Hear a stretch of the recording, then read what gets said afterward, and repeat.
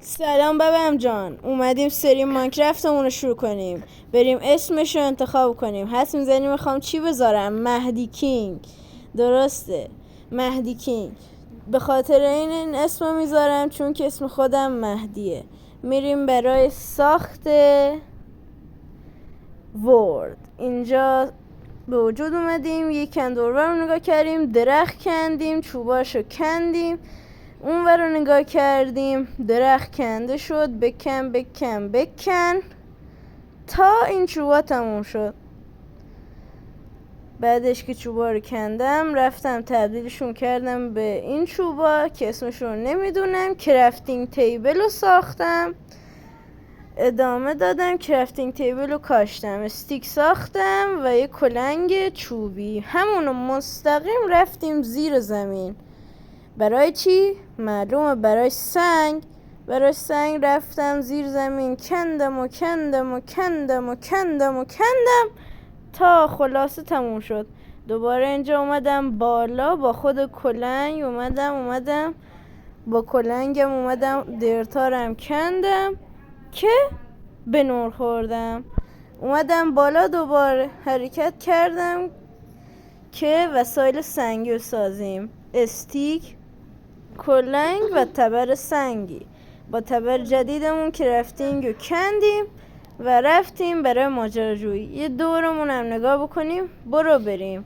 اینجا این درخت رو کندیم، تموم شد رفت. یه درخت دیگه هم بکنیم، چوب کم نیاریم. اینم تموم شد و رفت. دوباره حرکتمون ادامه دادیم که رسیدم به یه مرغ خوشگل که گرگی هم کنارش بود، ولی من اون مرغ رو میگیرم نه گرگ.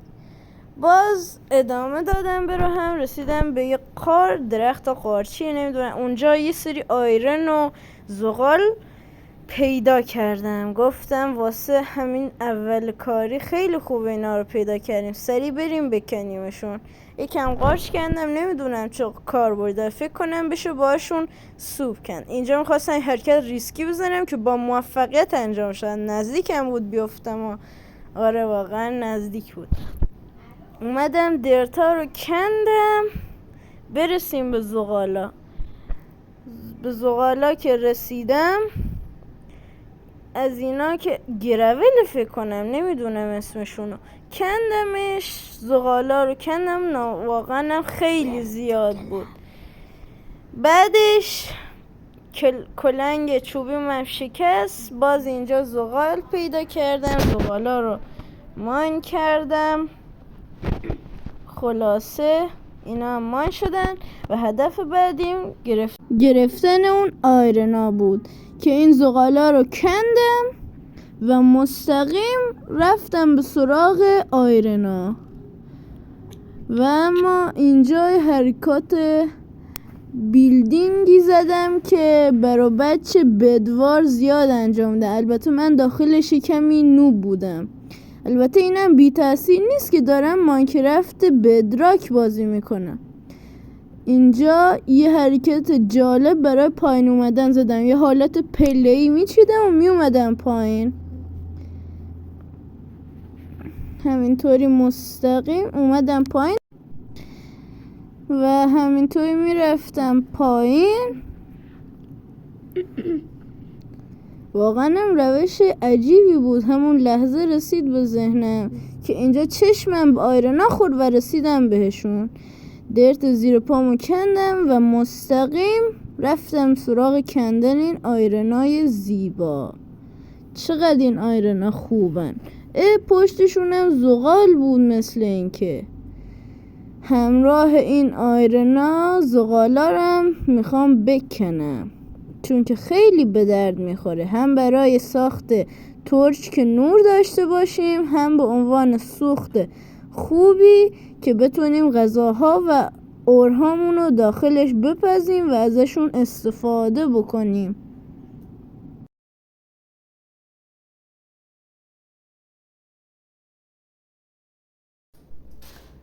بعد از کندن زغال ها به اینجا اومدم تا آیرن ها رو بکنم.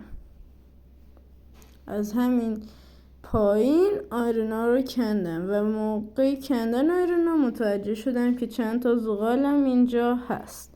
زغال دیگه زیاد کنده بودم و نیازی بهشون نداشتم. اینجا هم پریدم پایین تا از طریق اون آبشار از این دره در بیام. این دره هم خیلی خوب بود چون که تو همین قسمت اول مقدار زیادی آیرن جمع کردیم.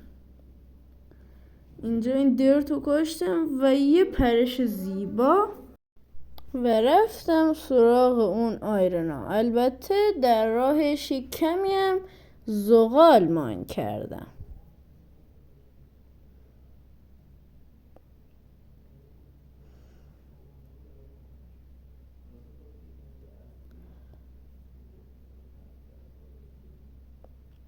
بالاخره آیرنا رو با چشمام دیدم. کلنگ رو برداشتم و کندم و این آیرن ها رو کندم. آیرن چقدر کیف میدادم آیرن داشته باشه. بعد اینجا دارم فکر میکنم که بپرم یا نه که پریدم. از طریق این آبشار دوباره خودمون به این بالا رسوندم. اینجا دیگه فهمیدم که داره هوا تاریک میشه و باید یه راه چاره‌ای برای خودم پیدا کنم که توی شب ماب‌های وحشی مثل زامبی و اسکلتون کارمو نسازه همین شب اولی.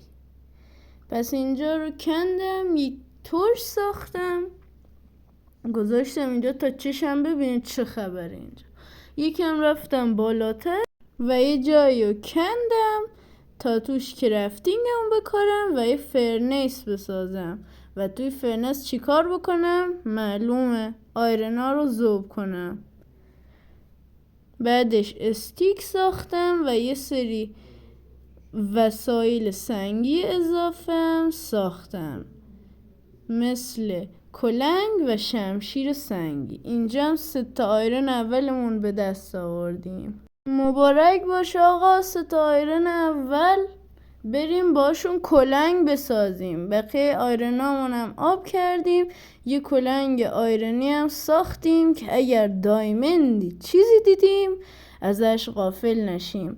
بعدش هم تا جایی که تونستم ترش ساختم چون که برای دید در شب خیلی نیازه و با آیرنای اضافه یه زره و یه سپر ساختم و پوشیدمشون. چقدرم زود زره و سپرمون به دست اومد. خیلی خوبه که تو شب اول تونستیم این چیزا رو به دست بیاریم. اینجا هم گذاشتم این مرغ بپزه تا راحت بخورمش و گرسنه نمونم. دیگه فقط باید صبر میکردم تا روز بشه. اما من صبر نمی کنم. پس اینجا رو میکنم و به آب میخورم. با 1000 زور و زحمت خودم رو از فشار قوی آب رد میکنم و توی شب خطرناک بیرون میام. اینجا که هم دور و برم رو نگاه کردم. گفتم شمشیرم بکشم بیرون خون بپا کنم، اما یه غار دیدم. گفتم برم تو غار جام امن‌تره. پس رفتم که یکم آیرن و زغال ماین کنم. اینجا یکم ترش گذاشتم، به راهم ادامه دادم که به زغال رسیدم. زغالا رو کندم، بازم زغال. این دفعه زغالش خیلی زیاد بود، کامل رفتم اونجا. جالب اینه این زغالا رو که کندم پشتشم آیرن بود. آیرن چقدر زیاده، وای وای. فکر کنم قرار خیلی زود فول آیرن بشیم. آیرنا رو کندم و به راهم ادامه دادم. یه عنکبوتم دیدم که بدون اینکه دمیج بخورم نابودش کردم. کیف کردین خدا که چقدر زیبا و محشر نابودش کردم. اینجا هم نگاه کردم گفتم داره روز میشه. سریع از غار زدم بیرون. هوا داشت روشن شد. یه کریپرم دیدم. ببینید با این روش این بلاک رو میذارم جلوش هیچ دمیجی هم نمیخورم. اینطوری خیلی بهتره. هر موقع کریپر دیدین فقط کافیه یه بلاک بزنین جلوش. همین که اومدم بیرون یو این اسکلتون اومد تو روم. به زور و سپر گرفتن تونستم بکشمش. نزدیک بود بمیرم. خیلی خطرناک بود. یهو اومد تو روم. یه کم مرغ کشتم. از دست عنکبوت فرار کردم و یه به گوسفند رسیدم. گوسفند رو کشتم. چوب کندم. برام ادامه دادم. یه جامپ زیبا به عشق خودتون. شنا میکنیم. به سمت ساحل میرویم. یکم ماجراجویی. به غار رسیدم. کندم مان کردم. این چند دقیقه فقط داشتم مان میکردم. تو این غاره خیلی کیف میده ماین بکنی اورهای مختلف رو. تا به راهمون ادامه میدیم واسه تو یکم آهنگ میخورم. دیشتره دلنگ دانگ دا دانگ، دیشتره دانگ دانگ دا دانگ. اینجا هم یکم زغال پیدا کردم اما اصلا نکندمشون و سیگماتوری به راهم ادامه دادم. یکم جلو رفتم. اینجا رسیدم. ترش گذاشتم. بازم زغال دیدم. شاید فکر کنین این بار سیگما مثل دفعه قبلی رد شدم ولی نه، این بار زغال کندم. آیرن دیدم. آیرنارم کندم. به راهم ادامه دادم و به سطح زمین رسیدم. اینجا این مرغمونو در آوردم تا بخورمش چون که خیلی گرسنم شده بود و نمیتونستم تند بدوم. اینجا قارچارم در آوردم. یادم رفته بود که باید باشون سوپ درست بکنم. من خواستم اونطوری بخورمشون. رو همین عصبانی شدم و این دوتا گاو بدبخت رو کشتم. نمیدونم چه هر عیبی میگیرم باید سر این حیوونا خالیش بکنم. اینجا گفتم باز بریم تو غار. گفتم نه ولش کن. باز رفتم گاو کشتم. به راهم ادامه دادم. هی میخواستم از این جنگل لعنتی در بیام. هر چقدر میرفتم جنگل بیشتر شد. بازم این خوک کشتم. خیلی عصبانی شدم. این جنگل تموم نمیشه. به راهم ادامه دادم و به ساحل رسیدم. باز کشتم. اینقدر کشتم که خشمم خالی بشه. آخه خیلی فشاری شده بودم از اینکه این جنگل تمام نمیشد. اینجا هم گفتم یه غار است. کندم برم بالا شاید چیزی دستگیرم شد. به صورت پله کندم و به سمت بالا رفتم تا که بالا رسیدم و یه سری زغال به چشمم خورد. اونا رم کندم که زغالامون خیلی زیاد شده بودن و فکر نکنم لازم باشه زغال بکنم فعلا. اینجا هم ادامه دادم. دیدم بنبست. دوباره ولش کردم رفتم. اینجا دوباره متوجه شدم کن میدونم. چرا؟ چون که گرسنه‌ام شده بود. اینجا فرنس رو کاشتم. غذا رو گذاشتم و زغالم گذاشتم زیرش تا بپزه. تا اونا بپزن من یه نگاه انداختم. دیدم تا چش کار میکنه همش جنگله. نمیشه از اینجا فرار کرد. پس یه راه زد به ذهنم اینکه از راه دریا فرار کنم و برم. اینجا گوشتا رو خوردم تا فقط سیر بشم بتونم بدوم. گوشتا رو جمع کردم و چون حال و حوصله صبر رو نداشتم فرنس رو کندم و به راهم ادامه دادم. به ساحل رسیدم. اینجا میخواستم قایق بسازم که دیگه برم. قایق رو ساختم. بچه ها ویدیو داره پایان میرسه. لایک و ساب کنین. منتظر قسمت بعدی باشید.